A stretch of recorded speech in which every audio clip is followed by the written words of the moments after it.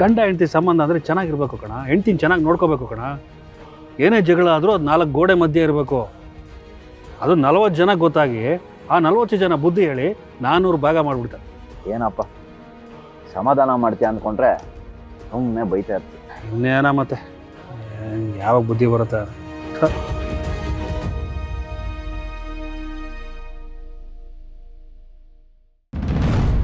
Boss ಸ್ವಲ್ಪ matches ಇದೆಯಾ sir? ನೀವಾ? ಹಾಂ ನಾನೇ. ನೀವ್ಯಾರು ಗೊತ್ತಾಗಿಲ್ಲ? ಸರ್ ನೀವು ಚಿಟ್ ಫಂಡ್ಸ್ ಅಲ್ಲಿ ಕೆಲಸ ಮಾಡ್ತಿದ್ರಲ್ಲ ಸರ್? ಹೌದು. ನೀವ್ಯಾರು? ಸರ್ ನಾನು ಯಾರಂತ ಗೊತ್ತಾಗ್ಲಿಲ್ವಾ? ಪರಮೇಶಿ ಸರ್, ತುಮಕೂರು ಪ್ರೆಸ್ ಅಲ್ಲಿ ಕೆಲಸ ಮಾಡ್ತಾ ಇದ್ನಲ್ಲ. ಓಹೋ ಕರೆಕ್ಟು. ನಿಮ್ಮ ಓನರು ನಮ್ಮ ಕಂಪ್ನಿಯಲ್ಲಿ ಚೀಟಿ ಹಾಕಿದ್ರು, ನಾನು ಕಲೆಕ್ಷನಿಗೆ ಬರ್ತಾ ಇದ್ದೆ. ಕರೆಕ್ಟ್. ಕಲೆಕ್ಷನ್ ಅಮೌಂಟು ಒಂದೊಂದ್ಸಲ ನಾನೇ ತಂದು ಕೊಡ್ತಾ ಇದ್ದೆ ನಿಮಗೆ. ಕರೆಕ್ಟು. ಮತ್ತೆ ಹೇಗಿದ್ದೀರಾ ಸರ್? ಚೆನ್ನಾಗಿದ್ದೀನಿ. ನೀವು ಹೇಗಿದ್ದೀರಿ? ನಾನು ಸೂಪರ್ ಆಗಿದ್ದೀನಿ ಸರ್. ಸರ್ ನೀವು ಸಿಕ್ಕಿದ್ದು ಒಳ್ಳೇದಾಯ್ತು. ನಿಮ್ಮ ಹತ್ರ ಒಂದು ವಿಷಯ ಮಾತಾಡಬೇಕಿತ್ತು ಸರ್. ಮಾತಾಡಿ. ಸರ್ ಅದು ಒಂದು ಇಂಪಾರ್ಟೆಂಟ್ ವಿಷಯ, ಸ್ವಲ್ಪ ಸೈಡಲ್ಲಿ ಬರ್ತೀರಾ? ಅವನು ನನ್ನ ತಮ್ಮ. ನೀವೇನೇ ಇದ್ರು ಇಲ್ಲಿ ಮಾತಾಡ್ಬೋದು. ನಮ್ಮಿಬ್ಬರ ಮಧ್ಯೆ ಯಾವ ಸೀಕ್ರೆಟ್ಸು ಇಲ್ಲ. ಹೌದು ಸರ್, ಆದರೆ ಸ್ವಲ್ಪ ಇಂಪಾರ್ಟೆಂಟ್ ವಿಷಯ ಸರ್. ಸೈಡಿಗೆ ಬನ್ನಿ ಸರ್. ಒಂದು ನಿಮಿಷ ಹೋಗ್ಬರ್ತೀನಿ, ಬನ್ನಿ.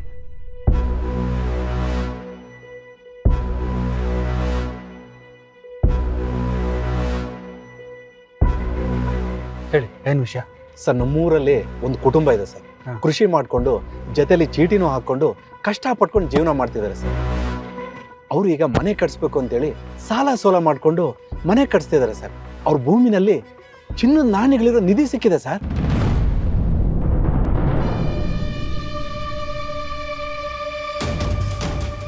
ನಿಧಿ ಸಿಕ್ಕಿದ್ಯಾ? ಹೌದು ಸರ್, ಚಿನ್ನದ ನಾಣ್ಯಗಳಿರೋ ನಿಧಿ. ಆದರೆ ಈ ವಿಷಯ ಎಲ್ಲೂ ಹೇಳ್ಕೊಳ್ಳೋ ಹಾಗಿಲ್ಲ ಸರ್.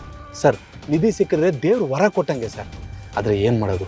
ಈ ವಿಷಯ ಏನಾದರೂ ಸರ್ಕಾರಕ್ಕೆ ಗೊತ್ತಾದರೆ ಅವ್ರ ಮೂಗಿಗೆ ಬೆಣ್ಣೆ ಸವರಿ ಆ ಚಿನ್ನನೆಲ್ಲ ಹೊತ್ಕೊಂಡು ಹೊರಟೋಗ್ತಾರೆ ಸರ್. ಸ್ವಲ್ಪ ದಿನ ಟಿ ವಿನಲ್ಲಿ ಪೇಪರಲ್ಲಿ ಬರುತ್ತೆ, ಆದರೆ ಅವ್ರ ಜೀವನ ಮತ್ತೆ ಮೊದಲಿಗೆ ಬರುತ್ತೆ ಸರ್. ಅದಕ್ಕೆ ಈ ವಿಷಯ ಎಲ್ಲೂ ಆಚೆ ಕಡೆ ಹೇಳ್ಕೊಳ್ದೆ ಅವರು ಆ ಚಿನ್ನನ ಮಾರಬೇಕು ಅಂತಿದ್ದಾರೆ ಸರ್. ಎಷ್ಟಿರ್ಬೋದು? ಒಂದು 8ರಿಂದ 10 kg ಇದೆ ಸರ್. ಸರ್ ನಾನು ಚಿನ್ನದ ವ್ಯಾಪಾರಿಗಳನ್ನೆಲ್ಲ ಸಂಪರ್ಕ ಮಾಡಿದೆ ಸರ್. ಅವ್ರು ಸುಮ್ಮನೆ ಕಟ್ಕತೆ ಹೇಳ್ತಾರೆ ಸರ್.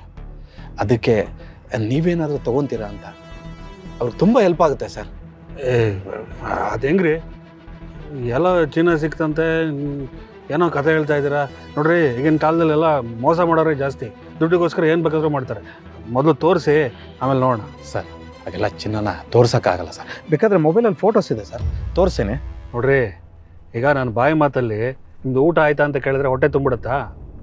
ಹಾಗೆ ಫೋಟೋದಲ್ಲೆಲ್ಲ ನೋಡಿದ್ರೆ ಗೊತ್ತಾಗಲ್ಲ. ಅದು ಅಲ್ಲದೆ ನಿಮ್ಮನ್ನು ನಾನು ಒಂದು 2 ಸಲ ನೋಡ್ಬಿಟ್ಟಿದ್ದೀನಿ ಅಷ್ಟೇ. ಹೇಗ್ರಿ ನಿಮ್ಮನ್ನು ನಂಬೋಕ್ಕಾಗುತ್ತೆ? ಸರ್ ನಾವು ಆ ರೀತಿ ಎಲ್ಲ ಮೋಸ ಮಾಡೋ ಜನ ಅಲ್ಲ ಸರ್. ನನ್ನ ನೋಡಿದ್ರೆ ಮೋಸ ಮಾಡೋ ಥರ ಕಾಣಿಸ್ತೀನ ಸರ್?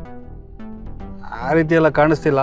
ಆದರೂ ನೀವು ಮೊದಲು ಚಿನ್ನನ ತೋರಿಸಿ, ಆಮೇಲೆ ಡಿಸೈಡ್ ಮಾಡ್ತೀನಿ. ಸರಿ ಸರ್, ನಿಮ್ಮ ಮೊಬೈಲ್ ನಂಬರ್ ಕೊಡಿ ಸರ್. ತೊಗೊಳ್ಳಿ.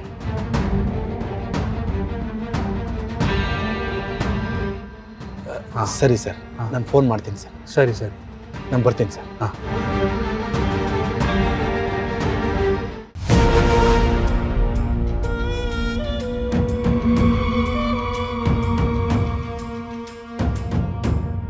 ಏನಂತಪ್ಪ ಇಂಪಾರ್ಟೆಂಟ್ ವಿಷಯ? ಯಾವುದೋ ಚಿನ್ನದ ನಾಣ್ಯ ಅಂತೆ, ನಿಧಿ ಸಿಕ್ಕಿದೆಯಂತೆ. ಯಾಕೆ ಪೊಂಗ್ತಾ ಇದ್ದಾನೆ ಅನ್ಸುತ್ತೆ ಕಣ.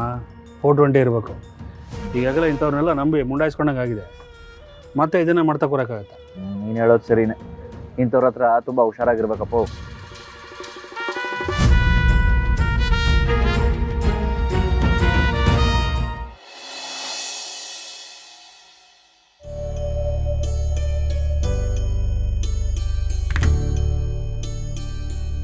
ಈಗ ಅಮ್ಮ ಎಲ್ಲಿದ್ದಾರೆ ಅಂತ ತಿಳ್ಕೊಬೇಕು ಅಂದರೆ ಇವ್ರು ಎಲ್ಲೆಲ್ಲಿ ಹೋಗ್ತಾರೆ ಅಂತ ಅವ್ರ ಹಿಂದೆನೇ ಹೋಗಬೇಕು.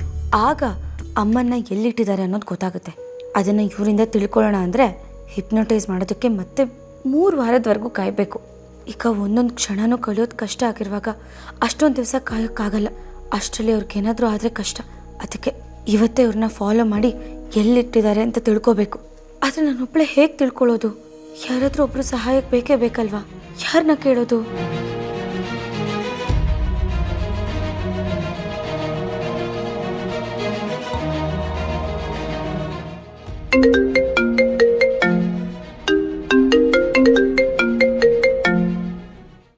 ಹಾಯ್ ಜಾನು, ಏನು ಗಂಡನ ಮನೆಗೆ ಹೋದ್ಮೇಲೆ ನನ್ನ ಮರ್ತೇ ಬಿಟ್ಟಿದ್ಯಾ ಅನ್ಸುತ್ತೆ. ವಿಶ್ವ ಎಲ್ಲ ಗೊತ್ತಿದ್ರು ಹೀಗೆಲ್ಲ ಮಾತಾಡಿದ್ರೆ ಕೋಪ ಬರುತ್ತೆ ನೋಡು. ಸುಮ್ಮನೆ ತಮಾಷೆ ಮಾಡಿದೆ. ಹೇಗಿದ್ಯಾ? ಚೆನ್ನಾಗಿರೋದಕ್ಕೆ ಪ್ರಯತ್ನ ಪಟ್ಟರು ಆಗ್ತಿಲ್ವಲ್ಲ. ಮತ್ತೇನಾಯ್ತು ಜಾನು? ಇನ್ನೂ ಜಯಂತ್ ಅವರು ಹಳೆ ಚಾಳಿನ ಮುಂದುವರಿಸ್ತಾ ಇದ್ದಾರಾ? ಬಿಟ್ಟಿದ್ರೆ ತಾನೇ ಮುಂದುವರ್ಸೋದು. ಹುಟ್ಗುಣ ಸುಟ್ಟರು ಹೋಗಲ್ಲ ಅಂತಾರಲ್ಲ, ಹಾಗೆ ಇವರು. ನಾನು ಇವಾಗ ಯಾಕೆ ಕಾಲ್ ಮಾಡಿದೆ ಅಂದರೆ ನಿನ್ನಿಂದ ಒಂದು ಹೆಲ್ಪ್ ಬೇಕಿತ್ತು ವಿಶ್ವ. ಹೆಲ್ಪಾ? ಏನು ಹೇಳು ಜಾನು.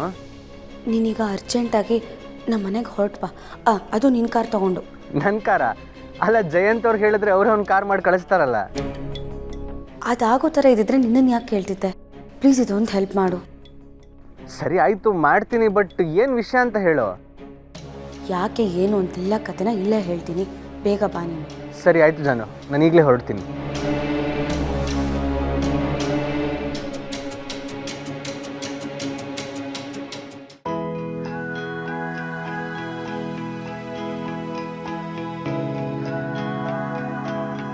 ರೀ, ಆಫೀಸಿಗೆ ಹೊರಟ್ರಾ? ಸಂಜೆ ಎಷ್ಟೊತ್ತಿಗೆ ಬರ್ತೀರಾ? ಇನ್ನೂ ಐಡಿಯಾ ಇಲ್ಲ. ನಾನು ಹೊರಟಾಗಲಿಂದ ಫೋನ್ ಮಾಡ್ತೀನಿ ಬಿಡಿ. ಸರಿ ಬನ್ನಿ, ತಿಂಡಿ ತಿನ್ನೋರಂತೆ.